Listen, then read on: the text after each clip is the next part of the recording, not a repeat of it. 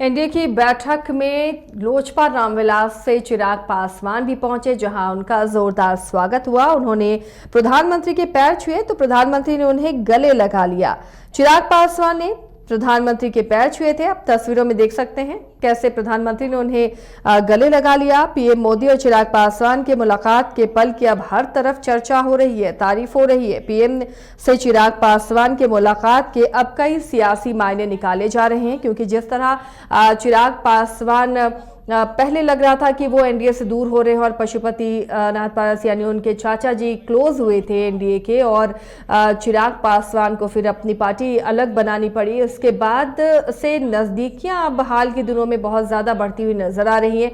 तो ये अब प्रोजेक्ट करने की कोशिश की जा रही है, या यूं कहें बिहार की राजनीति में चिराग पासवान अब एनडीए की तरफ से ज्यादा महत्व रखने वाले नेता के रूप में नजर आएंगे, या फिर दिल्ली की राजनीति, केंद्र की राजनीति में वो भूमिका निभाते हुए नजर आएंगे। ये भी खबरें थी कि कैबिनेट विस्तार होगा या फिर बदल होगा तो चिराग पासवान को जगह दी जाएगी। यानी अब चिराग एनडीए के काफी करीब यानी कि बीजेपी का करीब नजर आ रहे हैं, और इसका फायदा या तो कैबिनेट में या फिर बिहार की राजनीति में आने वाले दिनों में जरूर नजर आएगा।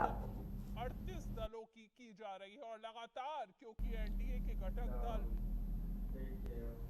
एनडीए की बैठक में लोजपा रामविलास से चिराग पासवान भी पहुंचे, जहां उनका जोरदार स्वागत हुआ। उन्होंने प्रधानमंत्री के पैर छुए तो प्रधानमंत्री ने उन्हें गले लगा लिया।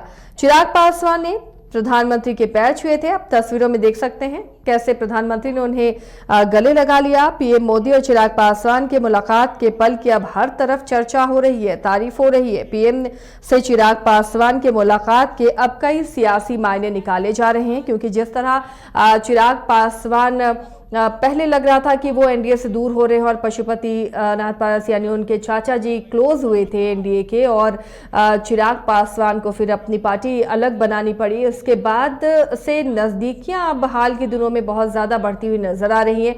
तो ये अब प्रोजेक्ट करने की कोशिश की जा रही है, या यूं कहें बिहार की राजनीति में चिराग पासवान अब एनडीए की तरफ से ज्यादा महत्व रखने वाले नेता के रूप में नजर आएंगे, या फिर दिल्ली की राजनीति, केंद्र की राजनीति में वो भूमिका निभाते हुए नजर आएंगे। ये भी खबरें थी कि कैबिनेट विस्तार होगा या फिर बदल होगा तो चिराग पासवान को जगह दी जाएगी। यानी अब चिराग एनडीए के काफी करीब यानी कि बीजेपी का करीब नजर आ रहे हैं, और इसका फायदा या तो कैबिनेट में या फिर बिहार की राजनीति में आने वाले दिनों में जरूर नजर आएगा।